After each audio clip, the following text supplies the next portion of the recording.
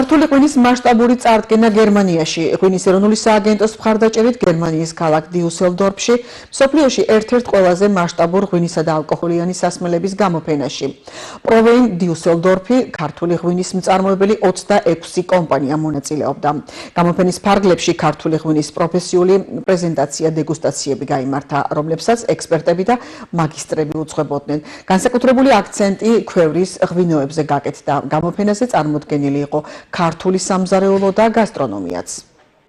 აღნიშნული გამოფენა მნიშვნელოვანია მეწარმეებისთვის იმ კუთხით, რომ გამოიძიონ ახალი იმპორტიორების, შეხვდნენ პოტენციურ პარტნიორებს, წარადგინონ საკუთარი პროდუქტი. ასევე ძალიან მნიშვნელოვანია ზოგადად ქართული ღვინის ცნობადობის ამაღლების კუთხით. გამოფენის ფარგლებში გაიმართა ქართული ღვინის სემინარები, დეგუსტაციები, მასტერკლასები. დაინტერესება საკმაოდ დიდია. წლის ბოლომდე დაგეგმილია არაერთი გამოფენა საერთაშორისო საექსპორტო ბაზრებზე, რაც თავისთავად ხელს შეუწყობს როგორც ცნობადობის ამაღლებას, ასევე ქართული ღვინის საექსპორტო პოტენციალის გაზრდას.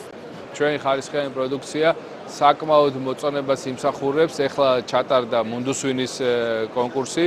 აქ დავიმსახურეთ ჩვენმა კომპანიამ საუკეთესო ქართული ღვინის წარმოებლის პრიზი, ასევე ძალიან ბევრი ოქროს მედალი და ეს რა თქმა უნდა გვეხმარება, რომ ადგილობრივ მოხმარებლებს და ვიზიტორებს გავაცნოთ ჩვენი ღვინო და გავაცნოთ ის ხარისხი, რაც შეიძლება რომ ქართველმა მწარმოებლებმა მიიღონ ქართული